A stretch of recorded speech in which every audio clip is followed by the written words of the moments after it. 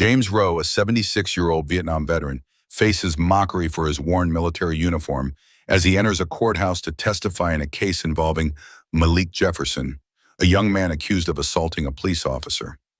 Despite snickers and whispers, James carries himself with quiet dignity, his faded beret and polished boots hiding a profound secret. As he takes the witness stand, the courtroom's skepticism shifts to awe when guards stand in respect. Why is this old man, seemingly unconnected to Malik, risking ridicule to speak? What shocking truth from decades past will he reveal, and how will it change everything? If James Rowe's story of honor and loyalty moved you, join us at QH to uncover more untold tales of courage. Subscribe, share, and support our channel to keep these powerful stories alive. Your support ensures voices like James's are never forgotten. Stand with us today. James Rowe, a 76-year-old Vietnam War veteran, lived in a modest apartment at the far end of Pine Street, where the pavement had cracked and the streetlights flickered. Each morning before the sun breached the horizon, he rose with a quiet resolve that had outlasted the decades. His hands, gnarled by arthritis and time, polished his old military boots until they shone like polished obsidian, reflecting a pride that refused to fade.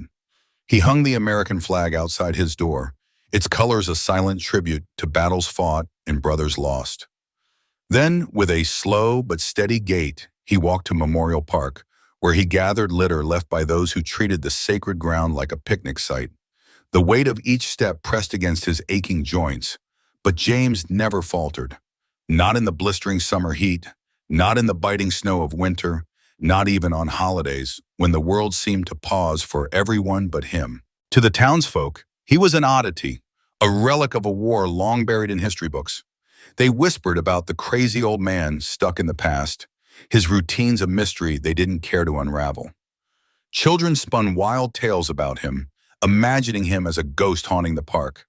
Teenagers, lounging across the street, mocked him with exaggerated salutes, shouting, "Still fighting those invisible enemies, sir?" Their laughter echoed, sharp and careless, as they mimicked explosion sounds when he passed.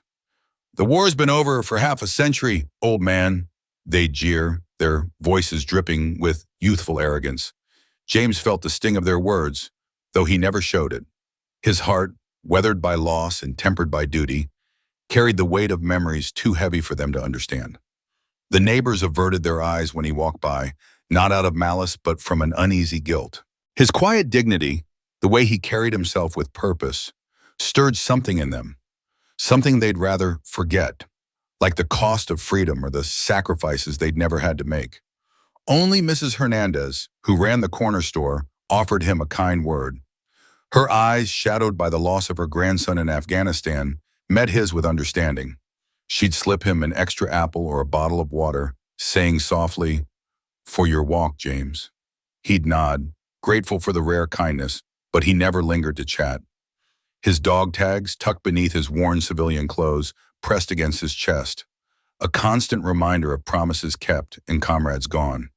He never spoke of them, never explained the rituals that defined his days. To him, they weren't rituals. They were acts of fidelity to a code he'd sworn to uphold. One chilly Tuesday morning, a letter arrived, its official seal stark against the plain envelope. James opened it with care, his fingers tracing the words that summoned him to testify in a criminal case.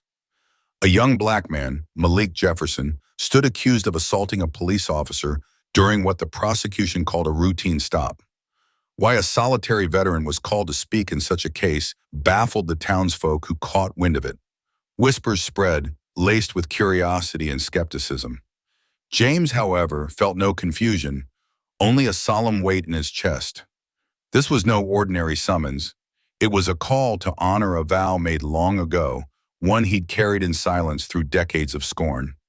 On the morning of the court date, James woke before dawn, the darkness outside mirroring the gravity of his task. He stood before his closet, where his dress uniform hung, encased in protective plastic like a sacred relic. The jacket, once snug against his youthful frame, now draped loosely over his shoulders, its fabric bearing faint stains, memories of mud, sweat, and the blood of brothers who never came home. He dressed with reverence, each button a step back to the jungles of Vietnam, where courage was the only currency that mattered. His medals, earned through acts he'd never boast of, were pinned with trembling hands, not from fear, but from the neuropathy that had crept into his nerves since the war. The faded beret, its angle precise as regulations demanded, crowned his head. In the mirror, he saw not an old man, but a soldier, standing tall despite the ache in his spine and the weight of years. The courthouse lobby buzzed with the chatter of young lawyers in crisp suits, their confidence as polished as their briefcases. When James entered, his boots clicking softly on the marble floor, their eyes flicked toward him, and stifled laughter broke the hum of conversation. A security guard leaning against the wall muttered loudly enough for James to hear, "This guy's lost. Probably thinks he's marching in a Veterans Day parade." An attorney rushing past smirked. "Halloween's early this year, huh?" The words cut, but James's face remained a mask of resolve. His hands, trembling slightly, adjusted his beret, a small act of defiance against their mockery. To him, dignity wasn't just a word. It was the last gift he could offer the men who'd died beside him, the ones who'd had nothing left but their honor.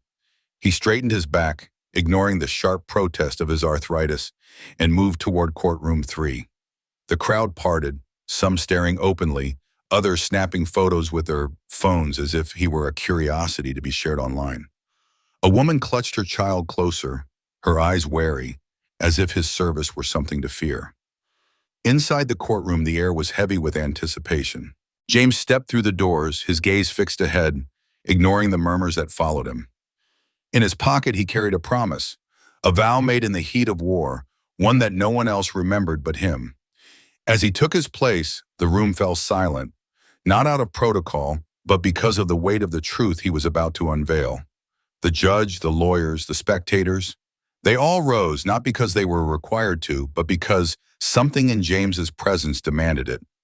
His weathered face, his unyielding posture, the medals glinting faintly under the courtroom lights. They spoke of a man who had carried the burdens of a nation and never asked for recognition. In that moment, the snickers and whispers faded, replaced by a dawning realization that this crazy old man held a story that would change everything they thought they knew. The trial was about to reveal not just Malik's fate, but a truth that had been buried for decades, one that James had guarded with his silence and his dignity. He stood ready to speak, not for himself, but for the promise he'd kept, for the men he'd served with, and for a young man whose life hung in the balance. The courtroom, once filled with judgment, now waited in awe, ready to hear a story that would remind them all what sacrifice truly meant. In the packed courtroom, whispers swirled like a restless wind, each voice tinged with curiosity and suspicion. "Who is this guy? What's his stake in this mess?" they murmured, their eyes darting toward the lone figure seated in the back row. James Rowe, an older man with a face etched by time, sat with a posture so rigid it could have been carved from oak. His military bearing was unmistakable, shoulders squared, spine unyielding despite the hard, unforgiving bench beneath him. Every so often, his sharp gray eyes flicked toward the front of the room, where the defendant, Malik Jefferson, sat hunched at the defense table. At 24, Malik carried the weight of exhaustion in his dark, weary eyes. His close-cropped hair gleamed under the fluorescent lights, and his hands, clasped tightly in front of him, betrayed a quiet tremor. When James had first entered the courtroom, Malik's shoulders had stiffened, a subtle flinch, as though he sensed a shift in the air but couldn't bring himself to meet the older man's gaze. The weight of the moment pressed on him, a young man caught in a system that felt like a machine designed to grind him down. The prosecutor, a woman in a tailored navy suit, moved with the precision of a seasoned performer. Her gestures were sharp, calculated, each motion designed to command attention. Her voice cut through the room with unshakable confidence as she addressed the judge. The defendant, Malik Jefferson, is guilty of assaulting Officer Richard Brennan and inciting public disorder during a lawful police intervention, she declared, her tone leaving no room for doubt. The evidence speaks for itself. With a click of her remote, she cycled through a series of slides projected on the courtroom screen. A speeding ticket from 2 years prior, a grainy photo of a teenage Malik suspended from 9th grade for a minor scuffle. Details that had no bearing on the case, but were carefully chosen to cast him as a habitual troublemaker. Her words dripped with intent, each one a brushstroke painting Malik as a threat to order. She stood tall, her chin lifted, certain of her victory in this routine case. The judge, a middle-aged man with thinning hair and a perpetually tired expression, barely seemed to register her performance. His eyes drifted to his watch, a subtle gesture that spoke volumes about his expectations. Another case, another day in a system that processed hundreds like Malik every month, open and shut, no surprises. He shifted in his seat, the creak of his chair barely audible over the hum of the courtroom. For him, this was just another file to stamp and send along the assembly line of justice. Malik's public defender, a harried man in a rumpled suit, looked like he hadn't slept in days. Overwhelmed with 47 active cases, he had barely managed a 5-minute conversation with Malik before the hearing. His defense was perfunctory, a half-hearted attempt that seemed to crumble under the weight of the prosecution's narrative. Malik sat silently, his heart pounding, the knot in his stomach tightening with every passing minute. He felt the eyes of the courtroom on him, judging, assuming, condemning. The unfairness of it burned in his chest, but he kept his head down, afraid that any sign of defiance would only make things worse. Then, something shifted. The defense attorney, as if summoning a spark of resolve, straightened his crooked tie and cleared his throat. The defense calls Mr. James Rowe, former commander of Bravo Company, 25th Infantry Division, he announced. A ripple of surprise coursed through the courtroom. Heads turned, whispers grew louder, and the judge snapped to attention, his boredom replaced by a flicker of intrigue. The name James Rowe seemed to carry a weight that no one had anticipated, as if it stirred a memory long buried. When James stood, the room seemed to hold its breath. Something extraordinary unfolded.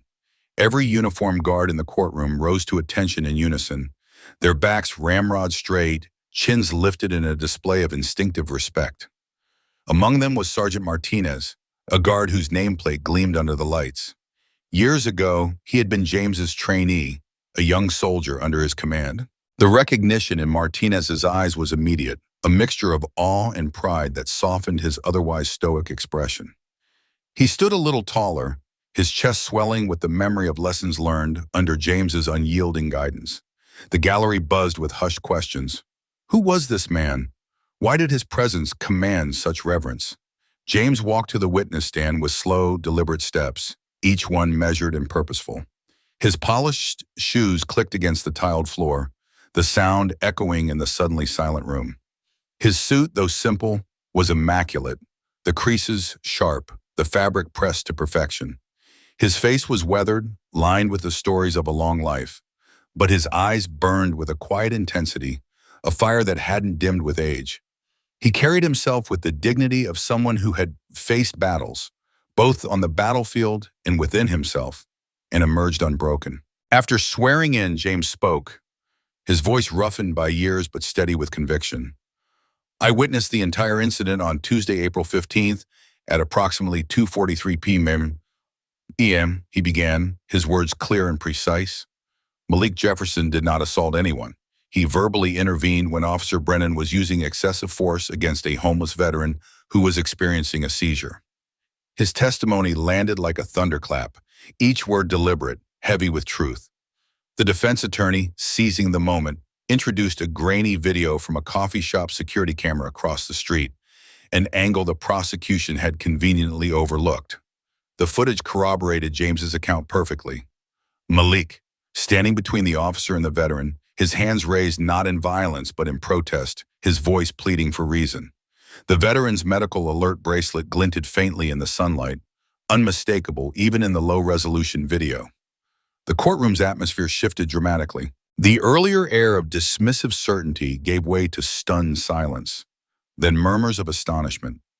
Malik's heart raced, a flicker of hope breaking through the despair that had gripped him. Could this be the moment that changed everything? The prosecutor, caught off guard, scrambled to regain control. Your Honor, she said, her voice tight with her frustration. This witness wasn't on our list until yesterday. We question his reliability and mental acuity given his advanced age. Her words were a desperate jab, meant to discredit James before his testimony could take root. James didn't flinch. His gaze remained steady, unyielding, as if her words were nothing more than a passing breeze. He had faced far worse than insults in his lifetime, and they held no power over him. The judge, now fully engaged, leaned forward and removed his glasses, his eyes narrowing as he studied the older man. "Mr. Rowe," he said, his voice carrying a note of respect, "why should the court consider your testimony reliable?" James reached into his breast pocket with a calm, deliberate motion and withdrew out a small, leather-bound notebook, its edges worn from years of use. He held it up, his hand steady. "Because I've documented every injustice I've witnessed for 53 years, Your Honor," he said, his voice resonating with quiet authority. Date, time, location, every detail. "I was there when Officer Brennan struck the homeless man, even though his medical alert bracelet was clearly visible. I was there when Malik stepped between them, never raising a hand, only his voice, trying to protect a man who couldn't protect himself." The courtroom fell silent, the weight of James's words settling over everyone like a heavy fog. Even the usual rustle of papers and shifting of feet ceased. Malik stared at James, his eyes wide, a mix of gratitude and disbelief welling up inside him. For the first time, he felt seen, as if someone had finally spoken the truth he had been shouting into a void. The judge's expression softened, a flicker of admiration crossing his face. He leaned back in his chair, his fingers steepled, and asked, "And why, Mr. Rowe, would you go to such lengths to document this?" James paused, his gaze distant for a moment, as if looking back across decades of memories, of battles fought, lives lost, and injustices endured. "Because I've seen too many wrongs go unrighted," he said finally, his voice low but firm. "And I swore a long time ago that as long as I had breath, I'd do what I could to set them right." The room remained still, every person hanging on his words. For Malik, it was a moment of clarity, a lifeline thrown in the midst of a storm. For the judge, it was a reminder that justice wasn't always as simple as the system made it seem. And for James, it was another page in his notebook, another truth spoken, another small step toward a world that might one day listen. In the hushed tension of the courtroom, James Rowe stood tall, his weathered face etched with a resolve that seemed to carry the weight of decades. His eyes, sharp and unyielding, locked onto Malik Jefferson's for the first time. The air between them crackled with an unspoken connection, as if the ghosts of a shared past hovered in the space separating them. Malik, seated at the defendant's table, met James's gaze with a flicker of confusion, his dark eyes searching for something familiar in this stranger's face. The room seemed to shrink around them, the moment swelling with a history neither had spoken aloud, but both carried in their bones. "Your Honor," James began, his voice low but resonant, like a man accustomed to commanding attention without raising a shout, "I know this young man better than most." His words hung in the air, deliberate and heavy, as if each syllable had been polished by years of reflection. "I once led 134 men in Bravo Company during Vietnam. More than half of them didn't make it back." His throat tightened at the memory, but his posture remained rigid, a soldier's discipline holding him steady.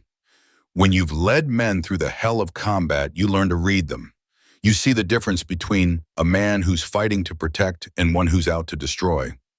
The courtroom, once buzzing with murmurs and skeptical glances at James's faded uniform, fell into a profound silence. The spectators who had earlier snickered at the old man's outdated military attire now sat riveted, their eyes fixed on him. Even the bailiff, standing stiffly by the door, seemed to lean forward, caught in the gravity of James's presence. The defense attorney, sensing the shift in the room, stepped forward. "Commander Rowe," she asked, her voice careful but probing, "why did you choose to come forward today to testify for this young man?" James's hand moved slowly, almost reverently, to the breast pocket of his uniform. His fingers, calloused from years of labor and war, drew out a small photograph encased in a protective plastic sleeve. The image was worn at the edges, but its details were clear. A young Malik, no older than 9, standing in a suit far too big for his small frame. His tiny hands clutched a neatly folded American flag, his face solemn as he stood at his father's military funeral. James held the photo up for the court to see, his eyes never leaving it.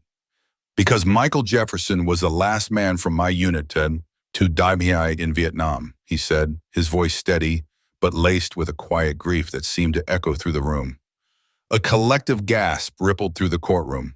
The prosecutor, caught off guard, fumbled her pen, which clattered loudly against the polished floor. The sound seemed to punctuate the weight of James's words. "Staff Sergeant Michael Jefferson," James continued, his jaw tightening as he fought to keep his composure. "April 30th, 1975, the last day of the war." He paused, his mind drifting back to the chaos of Saigon. The deafening roar of helicopters, the acrid smoke curling through the air, the desperate cries of civilians fleeing a city collapsing under the weight of defeat. We were evacuating civilians. Michael saw the grenade before I did. He shoved me into a drainage ditch, taking the blast meant for me. Across the room, Malik's stoic facade shattered. His eyes widened, his breath catching in his throat as the pieces of a story he'd never known began to fall into place.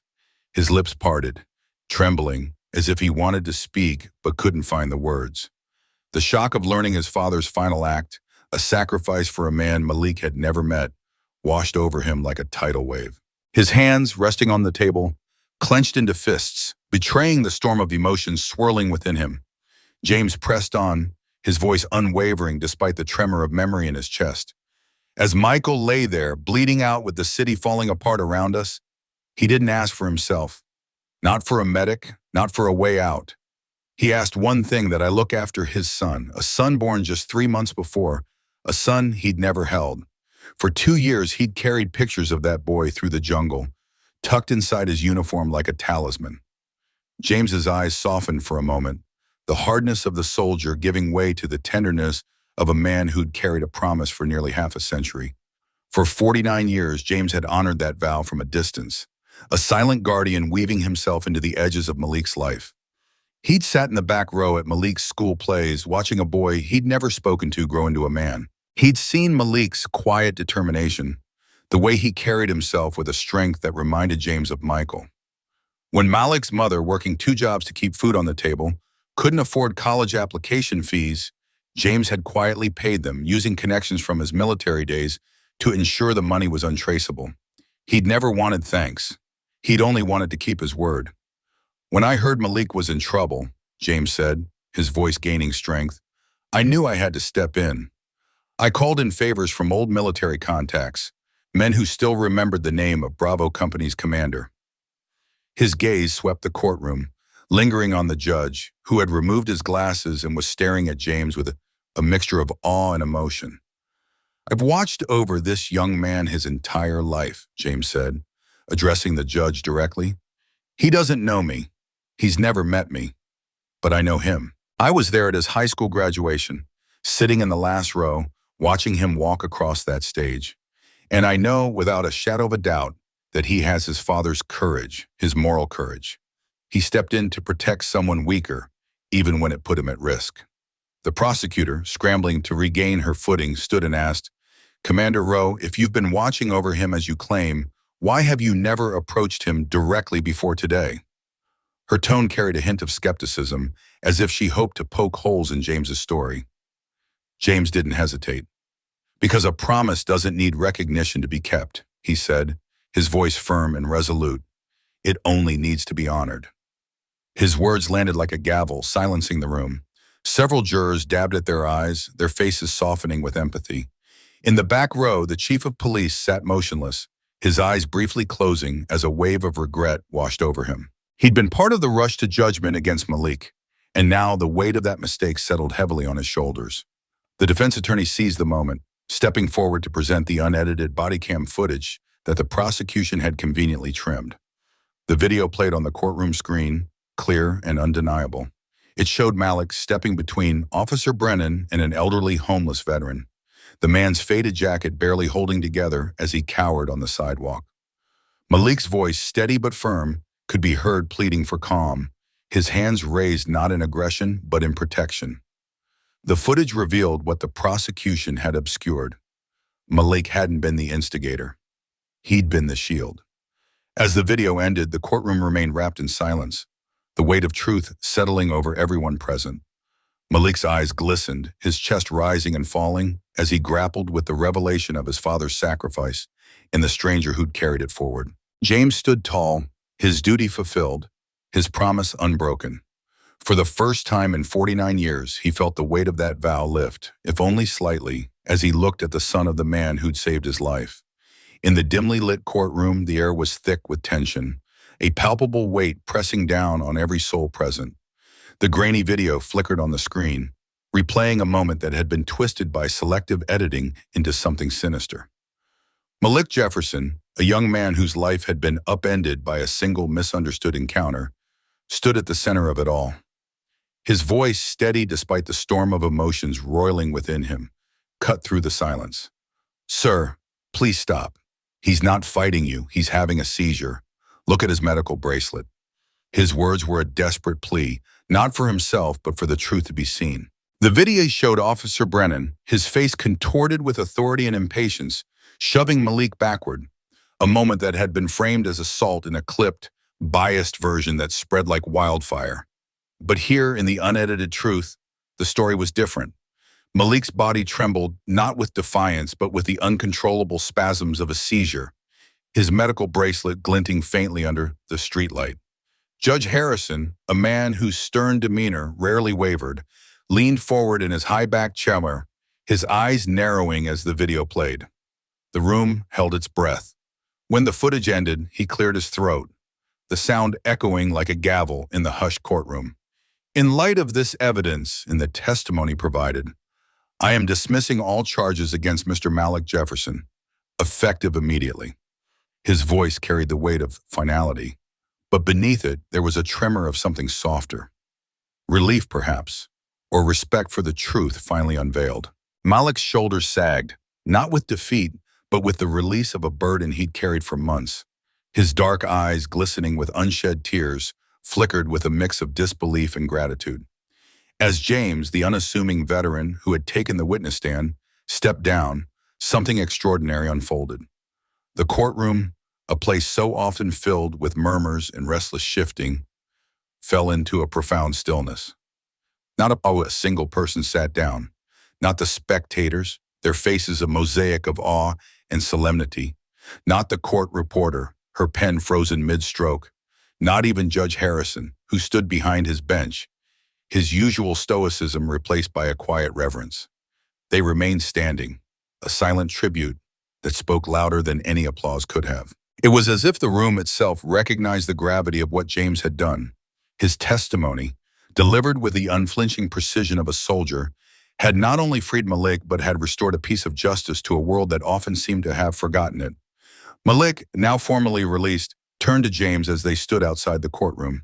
Tears carved glistening paths down his cheeks, his voice trembling with a mix of gratitude and disbelief. "You knew my father? You really knew him?" The question hung in the air, fragile and raw, as if Malik feared the answer might dissolve the moment. James, his military bearings still rigid despite the weight of years, gave a single nod. His weathered face softened, so just for a moment, as memories of a long-ago war flickered in his eyes. "He was the bravest man I ever met," James said, his voice low but steady, each word carrying the weight of a debt he'd carried for decades. Malik's breath hitched, his heart pounding with the sudden realization that this man, this quiet stranger, had been tied to his father in a way he'd never known. "Why didn't you tell me all these years?" he asked, his voice breaking under the weight of grief and wonder. James's gaze dropped, his hands clasped tightly behind his back, as if holding himself together. "Some debts," he said softly, "can never be repaid. They can only be passed forward." The words were simple, yet they carried a profound truth, one that Malik felt settled deep into his bones. James offered no further explanation, no grand speech. He simply bowed his head, a gesture of humility, and walked toward the courthouse doors, his steps measured and deliberate, as if his testimony had been just another duty in a life defined by them.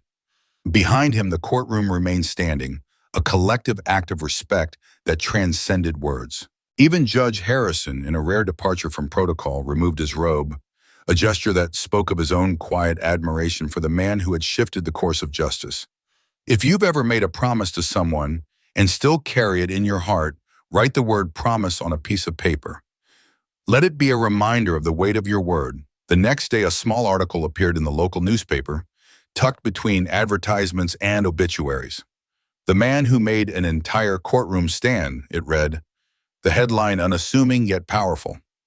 Few noticed it amidst the noise of daily life, but those who did paused, scissors in hand, to clip it out and tuck it away in drawers or scrapbooks, a quiet testament to a moment that deserved to be remembered. James, however, returned to his modest apartment, unchanged by the fleeting spotlight.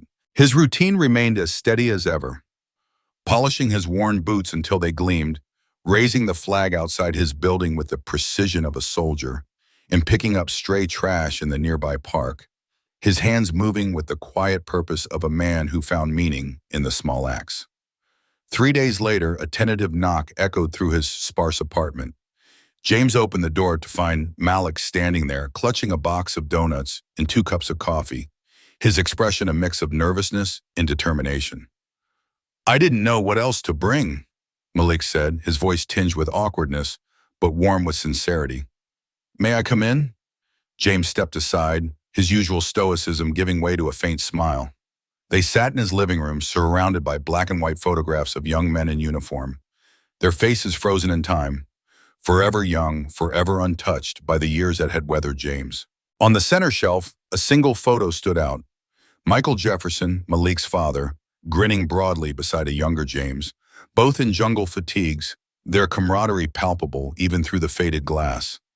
Malik's breath caught as he stared at the photo, his fingers brushing the frame with a reverence that bordered on sacred. "He looks just like me," he whispered, his voice thick with emotion.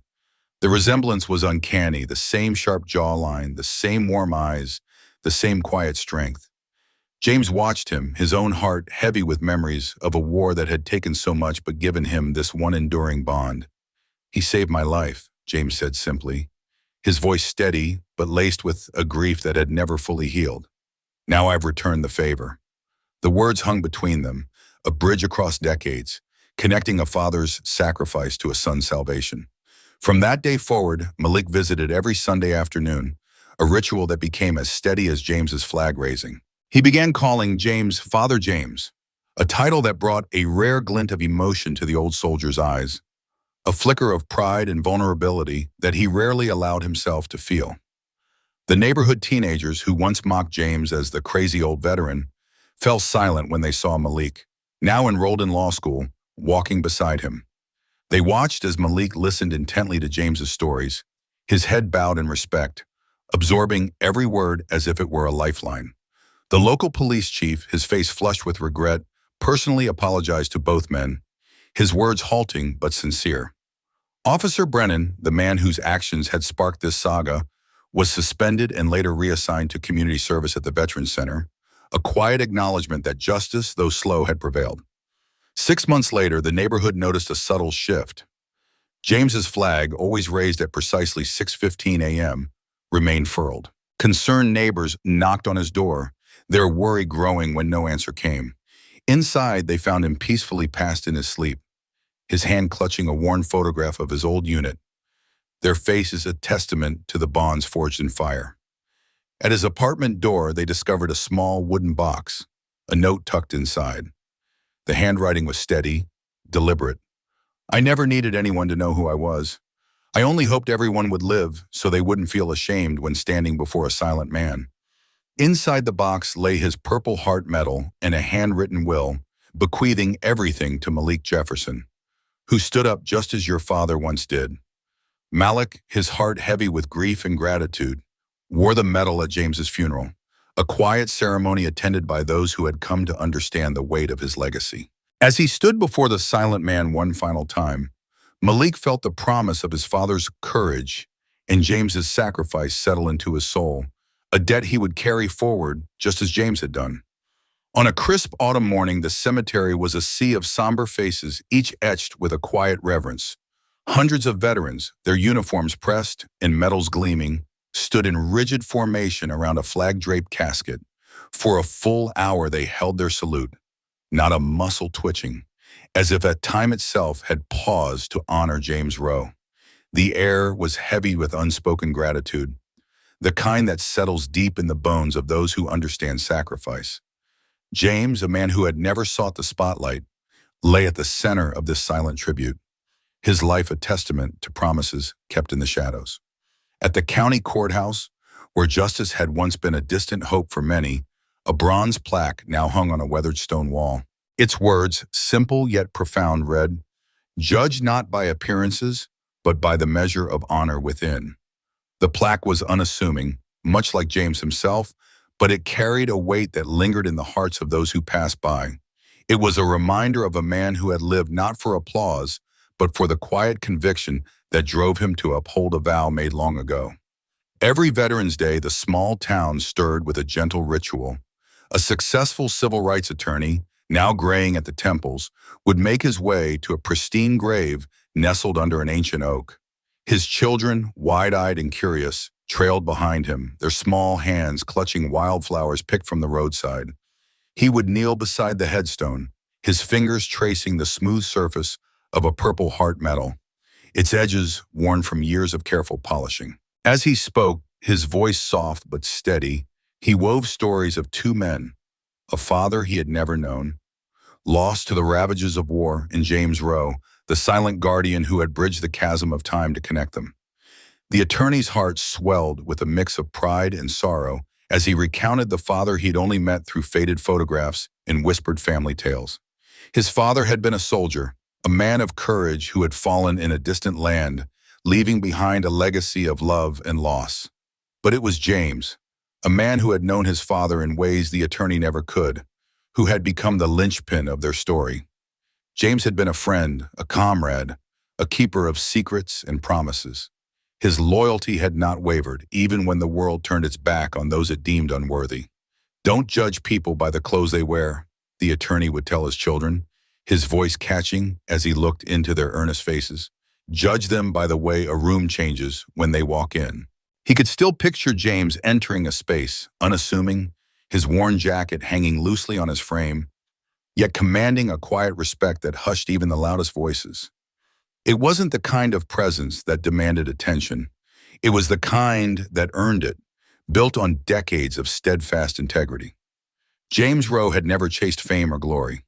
His life had been guided by a single unshakable promise, one made to a dying friend, a vow to watch over a family left behind. That promise had led him to a young man drowning in a sea of prejudice, a young man who would one day become the attorney kneeling at his grave.